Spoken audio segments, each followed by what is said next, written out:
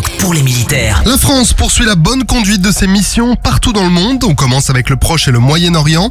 En Méditerranée orientale, une frégate contribue depuis le 28 avril à la présence française dans la zone et aux capacités d'appréciation autonome de situation de la France.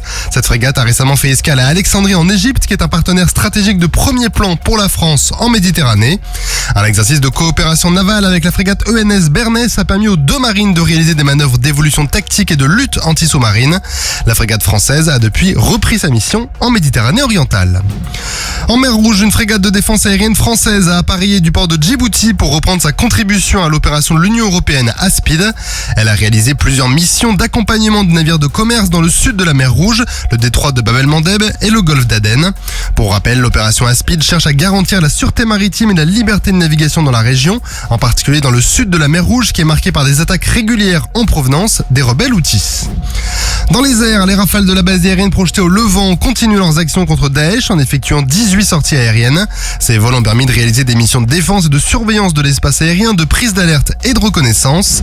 Les Mirage 2005 des forces françaises stationnées à Djibouti ont eux effectué 15 sorties aériennes la semaine dernière. Ces vols s'inscrivent dans le cadre de la préparation opérationnelle des pilotes dans le domaine de la défense de l'espace aérien djiboutien, à laquelle la France contribue.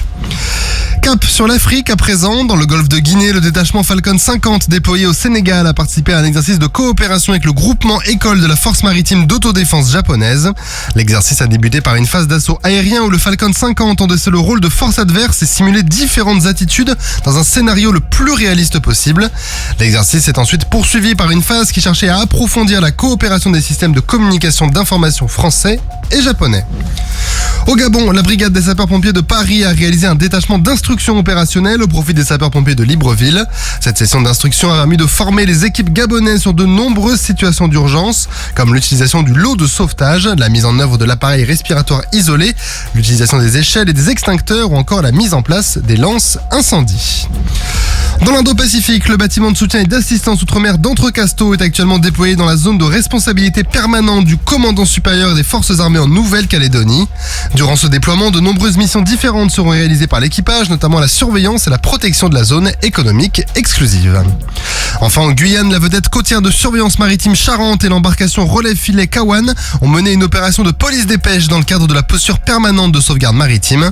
Après une escale à Belém au Brésil et sur la patrouille de retour vers Cayenne, les deux unités ont rencontré une vingtaine d'embarcations de pêcheurs, dont l'une a été surprise en pleine action de pêche illégale. Face à l'injonction des marins français, les tapouilles ont quitté définitivement la zone vers les eaux brésiliennes.